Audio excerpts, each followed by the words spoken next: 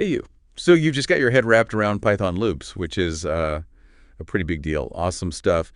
Ever wonder what other, cool tricks Python has for messing with numbers? We're not just talking your basic plus, minus, times, divide here. Exactly. Loops are fundamental for sure, but there are these specialized math tools in Python that can really, open up new possibilities, especially when you're working with numbers in loops. Okay, let's dig in then.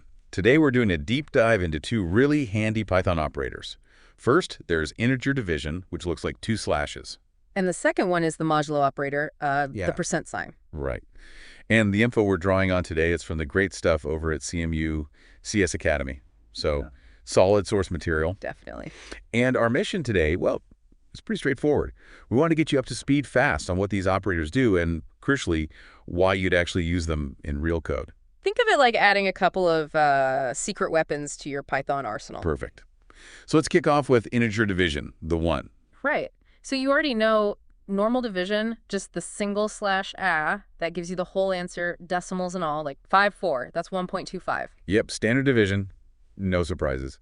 But, okay, integer division, how's that different? You said 5,4 give you just one. Exactly. Just one. See, what integer division does is it performs the division and then it just lops off anything after the decimal point. Lops it off, so it doesn't round. Nope, no rounding at all. The source material uses the word truncates. It just cuts it short. You only get the whole number part. Huh, okay. So another example, like 1910 is 1.9. Right. But if you had 1910, you'd get 1, even though 1.9 is really close to 2. That's exactly right. It doesn't matter how close it is to the next whole number. That 0.9 just gets thrown away. Truncated. Okay, got it. Truncation, not rounding. So why is that useful? The source mentioned something about levels based on the mouse. Yeah, that's a great practical example. Imagine you're making, say, a game or some kind of interactive thing where different parts of the screen are different levels or zones. Yeah. The code example they had used something like mouse x40.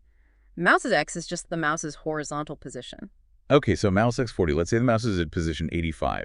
8540 would be, Right. because 40 goes into 85 twice. Exactly. And if the mouse moves a bit to, say, 95, 9540 is still 2. Still 2. The level only changes when mouse x crosses a multiple of 40, so it wouldn't become level 3 until mouse x hits 120. Ah, okay. Because it always gives you a whole number, an integer. It makes the level change in distinct steps. Precisely. The code comment even points it out.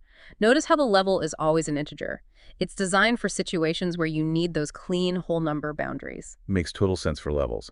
Now, the source has a quick what if. What if you messed up and used regular division, Eric, in that code instead of Kaba? Right, good question. Well, think about the result. Instead of getting 2, you might get 2.125 or 2.375 or something like that. Your level would be a decimal, a float. And that could cause problems. It could, yeah, depending on what you do with that level variable later. Maybe you need it as an index, or maybe you just expect it to be a whole number.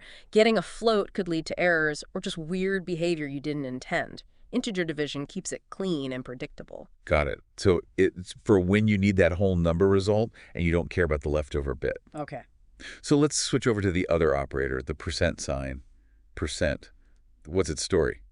Ah, yes, the modulo operator. You'll often hear it called mod, or the remainder operator.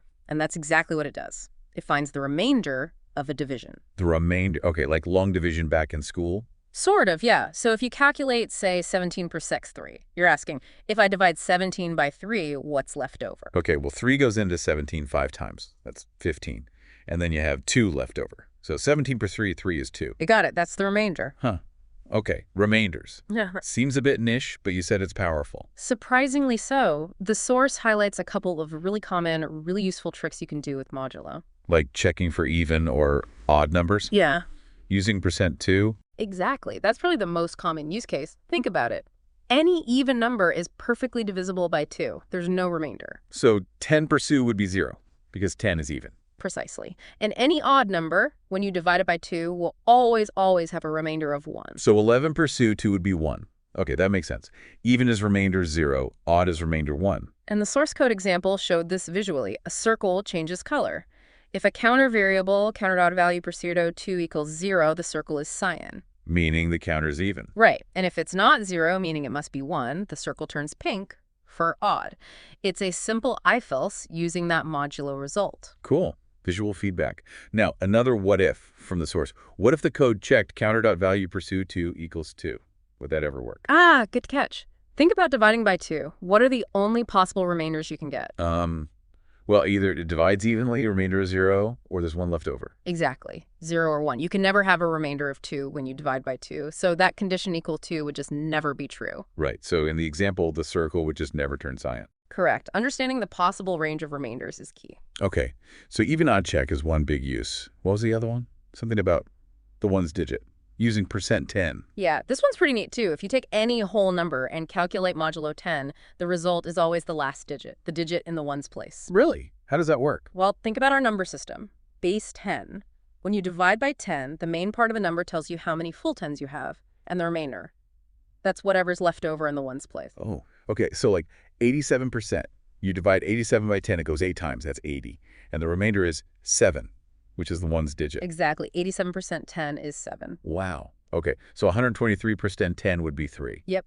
It's a super quick way to isolate that last digit. And the source had an example for this too. Another circle changing color. It did. Yeah. Similar idea. It calculated ones digit equals counter dot value %10. Then it checked if that ones digit was less than 5. So if the last digit was 0, 1, 2, 3, or 4? The circle turned cyan. Otherwise, if the digit was 5, 6, 7, 8, or 9, it turned pink. Another way to use modulo for conditional behavior. Neat. Now, why did they use that extra variable ones digit? Couldn't they just put counter dot value %10, 5 right in the is statement? They absolutely could have. It would work the same. But using that helper variable, ones digit, often makes the code, well, easier to read. Ah, readability. Yeah. Especially if the calculation or the condition gets more complicated later, breaking it down with a clearly named variable like ones digit just makes the logic clearer. The source even says this makes the code clearer. It helps humans understand what's going on. Right, writing code for humans, not just the computer. Good point. Absolutely. Okay, so let's quickly recap. We've got integer division, com, which divides, and then just throws away the decimal part at truncate. Right, gives you the whole number quotient. And then we have the modulo operator, %, which gives you the remainder after division. Super useful for things like even-odd checks with %2, or getting the last digit with %10. And thinking back to loops, which is where we started, I can totally see how you'd use these inside a loop now. Oh, definitely. Imagine looping through numbers and wanting to do something special only for every 5th number. You could use if counter per psi 5 equals 0. Or, like you said, checking if numbers in a loop are even or odd using %2. Or maybe processing digits of a big number inside a loop using %10 repeatedly. Exactly. These operators really unlock more sophisticated logic you can build into your loops. It's not just about repeating actions. It's about repeating actions conditionally based on these mathematical properties. Okay, this is clicking. So the big takeaway for everyone listening, you've now got and % in your Python toolbox. They let you handle division results and remainders in very specific, very useful ways. For sure. And it leads to a kind of interesting thought, doesn't it? Now that you know how to grab remainders and do integer division, what else could you figure out? Like what? Well, we talked about getting the last digit with %10. Could you combine that with integer division, 10, inside a loop to, say, pull out all the digits of a number one by one, or maybe create even more complex patterns or checks within your loops? Pulling out all the digits. That sounds like a cool challenge. Using both and % together. Yeah, it's just something to think about. How can you combine these new tools with loops to solve different kinds of problems or create interesting effects? Worth exploring.